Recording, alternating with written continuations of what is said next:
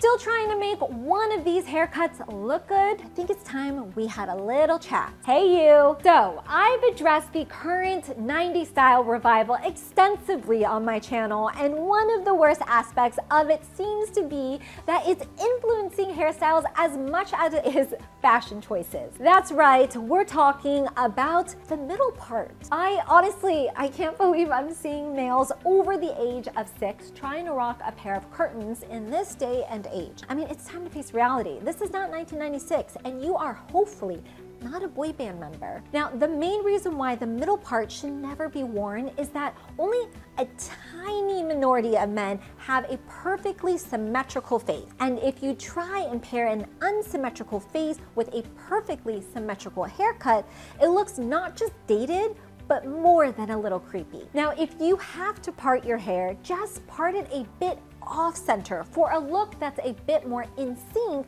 without being too in sync. Get it? In sync? See what I did there? I'm pretty proud of myself. If you were to ask me what's the worst haircut for men in 2023, let's just say I wouldn't need much time to mull it over. Yep. You saw that one coming. Business in the front, party in the back, and hideous on 99% of grown men.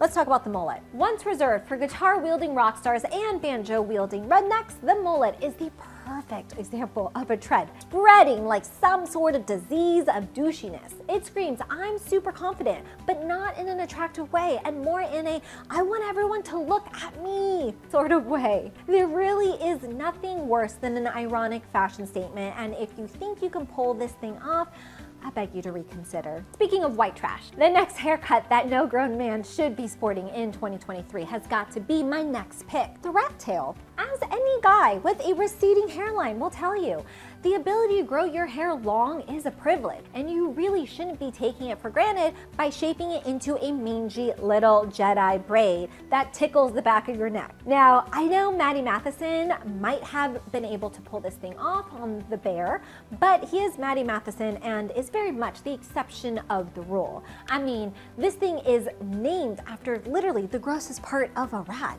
and you actually want to be seen wearing it in public? I mean, have some self-respect. Now, while we're on the subject of growing your hair long, this next style that no man should be rocking is at least a decade past its prime. It's the man bun or top knot. Now, I want you guys to know that I am not against the idea of growing your hair long. Far from it. I just think that growing longer hair for the sole reason of pulling it back into a stupid little samurai bun really kind of defeats the purpose. Channel your inner Momoa and let those luscious locks hang down. And I know it's kind of ironic because I have my hair right now in a ponytail, but it's because it's dirty.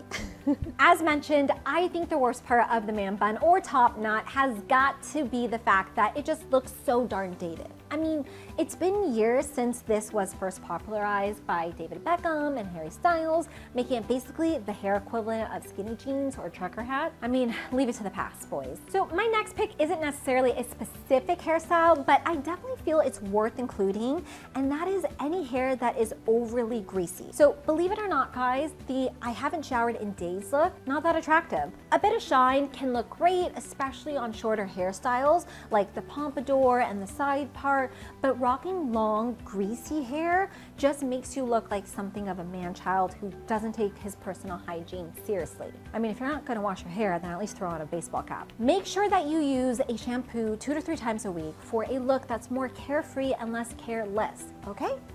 Next. Okay, so let's get real for a second and talk about a pretty sensitive issue.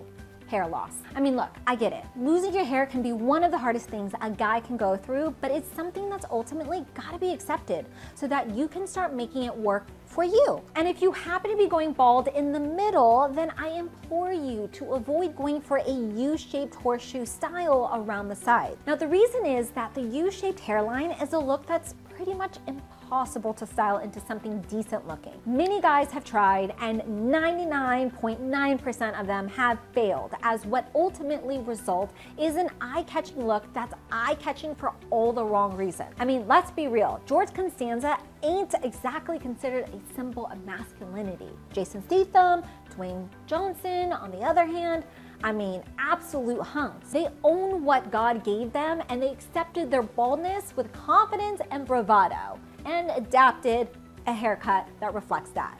Nothing is more attractive than that. So in case you haven't noticed, hairstyles, like fashion trends, come in waves, and some overstay their welcome just a little bit too long. Exhibit A, the aggressive undercut. Longer on top and buzzed at one extremely short length on the sides, this is a look that I was sure was going to die as soon as Peaky Blinders wrapped up. And yet I continue to see grown men trying to make it look good several years too late.